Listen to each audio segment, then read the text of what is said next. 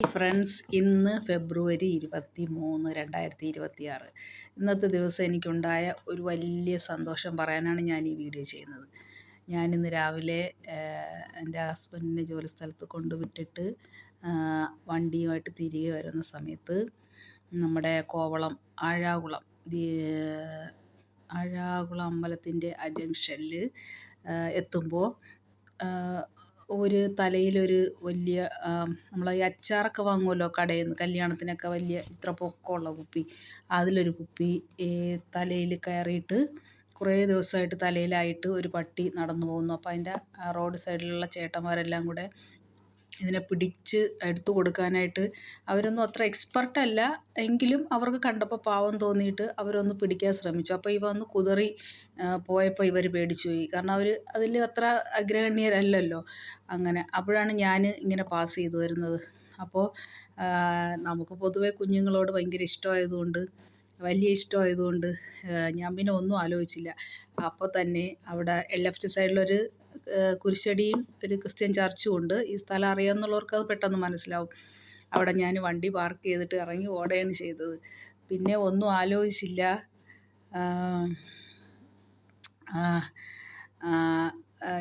ഈ തലയിൽ കുപ്പി കമഴ്ന്ന് വരുന്ന പട്ടികൾ സ്വാഭാവികമായും നമ്മളെ കടിക്കില്ല എന്നുള്ളൊരു ഉറപ്പുണ്ട്. കാരണം അവരുടെ കുപ്പിക്ക് അകത്താണല്ലോ. അപ്പോൾ അതുകൊണ്ട് നമ്മൾ പലരും പട്ടിയോടുള്ളൊരു ഭയം കാരണം പിടിക്കാനായിട്ട് മടിക്കും. പക്ഷെ ആ സമയമെങ്കിലും ഇന്ന് ഞാൻ ഈ വീഡിയോ ചെയ്യാനുള്ള പ്രധാന കാരണം അത് തന്നെയാണ്. പട്ടിയെ പേടിയുള്ളവർക്ക് പോലും ഇങ്ങനെയുള്ള സാഹചര്യത്തിൽ പട്ടിയെ രക്ഷപ്പെടുത്താം. കാരണം അവനൊന്നും നമ്മളെ ചെയ്യാൻ പറ്റാത്തൊരു സാഹചര്യമാണ്. അതുകൊണ്ട് അവൻ്റെ ഏത് ശരീരഭാഗത്ത് വേണമെങ്കിലും നമുക്ക് ആ സമയത്ത് പിടിക്കാവുന്നതാണ്. അപ്പോൾ അതുകൊണ്ട് ആരും ഇങ്ങനൊരവസ്ഥയിൽ ഒരു മിണ്ടാപ്രാണിയെ കണ്ടാൽ വിട്ടുകളയരുതേ എന്ന് എൻ്റെ ദയനീയമായ എളിയ അഭ്യർത്ഥനയാണ്. കാരണം അവന് വല്ലാണ്ട് വേച്ച് കാലൊക്കെ, അതായത് ഈ കുടിയന്മാരൊക്കെ നടക്കുന്ന പോലെയാണ് അവൻ നടന്നത്. അപ്പോൾ അവന് എത്ര ദിവസമായി ഭക്ഷണവും വെള്ളവും ഇല്ലാതെ അവൻ അതിൻ്റെ അകത്തായി എന്ന് എനിക്ക് മനസ്സിലായി. പിന്നെ അവൻ്റെ ശരീരത്തിലെ ഉമിനീര് മൊത്തം അവൻ ഇങ്ങനെ നാക്ക് ഫുള്ള് വെളിയിലിട്ട് കിതയ്ക്കുകയാണ്. അപ്പോൾ അവൻ്റെ ഉമിനീരെല്ലാം കൊണ്ട് കഴുത്തൊക്കെ നനഞ്ഞു. കാരണം അത്രയ്ക്കും മേൽ അവൻ അവശനായിരുന്നു നായ.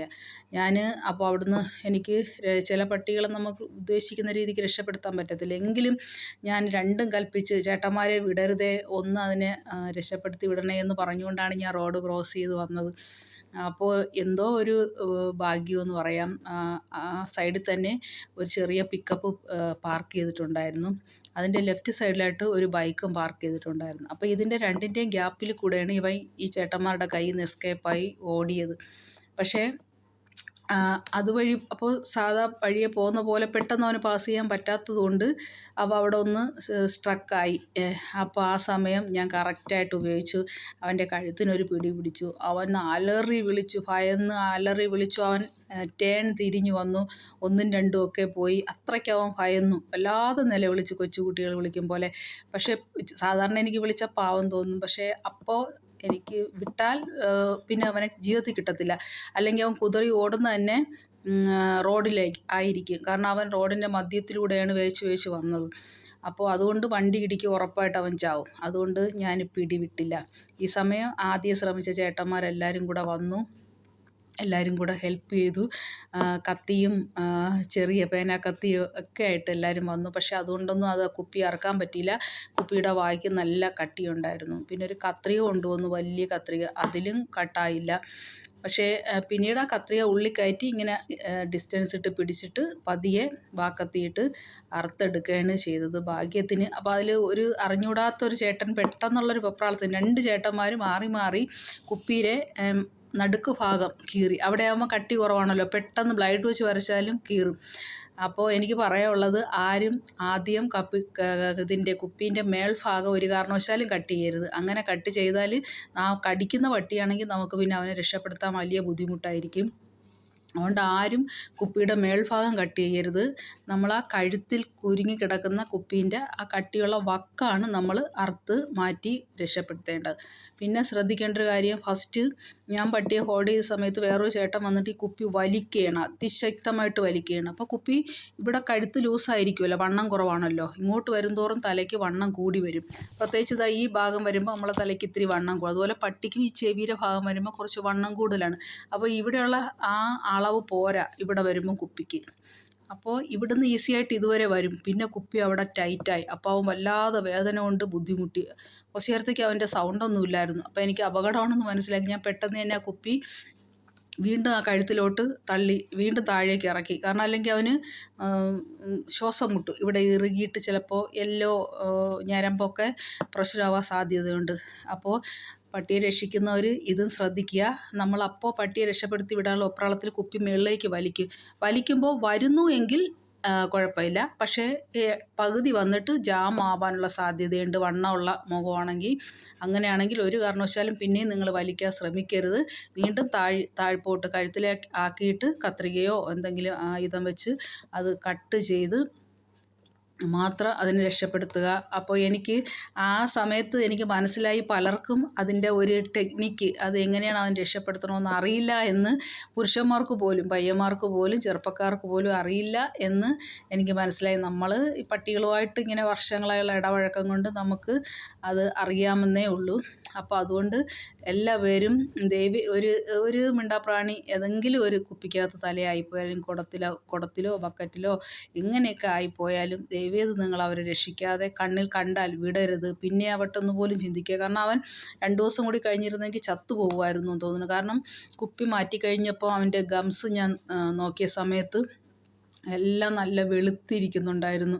അപ്പോൾ അതിൻ്റെ അടുത്ത കടയിൽ ഒരു ചേട്ടൻ 2 പാക്കറ്റ് ബിസ്ക്കറ്റുമായിട്ട് ഞാൻ ഇച്ചിരി വെള്ളം അവന് കുടിക്കാൻ കുറച്ച് വെള്ളം വാങ്ങിക്കൊടുത്തു. അപ്പോൾ ഒരു ചേട്ടൻ അവനെ അപ്പു എന്നാണ് വിളിക്കുന്നത്, അടുത്ത കടയിലെ ഒരു ചേട്ടനാണ് 2 പാക്കറ്റ് ബിസ്ക്കറ്റ് എൻ്റെ കയ്യിൽ കൊണ്ടുവന്നു.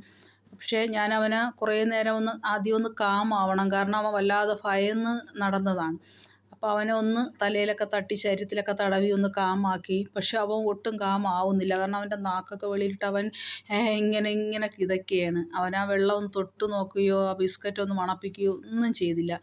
ഒരു 5 മിനിറ്റ് കൂടുതൽ അവൻ്റെ അടുത്ത് ഞാൻ ഇരുന്നു, അവനെ സമാധാനിപ്പിച്ചു. അത് കഴിഞ്ഞ് അപ്പോൾ അവൻ്റെ ഈ കഴുത്തിൽ ഉമിനീരിറങ്ങി കഴുത്തിൽ മൊത്തം നനവുണ്ടായിരുന്നു. അപ്പോൾ ഞാൻ ഈ പുറം കഴുത്തിനാണ് പിടിച്ചത് ഇവിടെ. അപ്പോൾ എൻ്റെ കൈ മൊത്തം അവൻ്റെ ഉമിനീരും എൻ്റെ കാലിലൊക്കെ അവൻ്റെ മലമൂത്രം ഒക്കെ ആയിരുന്നു. അപ്പോൾ അത് കഴുകാനായിട്ട് ഞാൻ അടുത്ത ഒരു വീട്ടിലേക്ക് പോയ സമയം കൊണ്ട് തിരിച്ചു വന്നപ്പോൾ അവൻ എഴുന്നേറ്റ് ഓടിക്കളഞ്ഞു. അവനെ വീണ്ടും പിടിക്കുമെന്നുള്ള ഭയം കൊണ്ടായിരിക്കും, അല്ലെങ്കിൽ അവനപ്പോൾ അല്പം എഴുന്നേൽക്കാനുള്ള ആരോഗ്യം വന്നിട്ടായിരിക്കും. അറുത്ത് കഴിഞ്ഞത് ആ തറയിലങ്ങ് വീണ് കിടന്നു, എനിക്ക് വയ്യ എന്നുള്ള ഇതിൽ. പക്ഷെ ഞാൻ അവൻ്റെ ശരീരത്തിൽ തൊട്ടിട്ടൊന്നും അവൻ എന്നെ കടിക്കുകയോ ഒന്നും ചെയ്തില്ല. അപ്പോൾ അതുകൊണ്ട് എന്നെ പേടിച്ചിട്ടാവാൻ സാധ്യതയില്ല. അവൻ എഴുന്നേറ്റ് പോയി. അപ്പോഴും റോഡിൻ്റെ നടുക്കൂടെയാണ് വേച്ച് അവൻ പോയിക്കൊണ്ടിരുന്നത്. ഭാഗ്യത്തിന് അവനൊന്നും ചെയ്തില്ല. അവൻ ആഴമുള്ള അമ്പലത്തിൻ്റെ ബാക്കിൽ സൈഡിലോട്ട് ഞാൻ അവിടെ പോയി ഒന്ന് അന്വേഷിച്ച് ബിസ്ക്കറ്റ് അവന് കൊടുക്കാൻ. അപ്പോൾ അവൻ സ്ഥിരം പോകാറുള്ള വഴിയെ ഓടുന്നത് ഞാൻ കണ്ടു. പിന്നെ ഞാനിങ്ങ് തിരിച്ചു പോന്നു. അപ്പോൾ അതിനെ രക്ഷിക്കാൻ എന്നെ സഹായിച്ച എല്ലാ അവിടുത്തെ ചേട്ടന്മാർക്കും വളരെയധികം നന്ദിയുണ്ട്. അവരുടെ ആ നല്ല മനസ്സിന് ഞാൻ നന്ദി പറയുന്നു.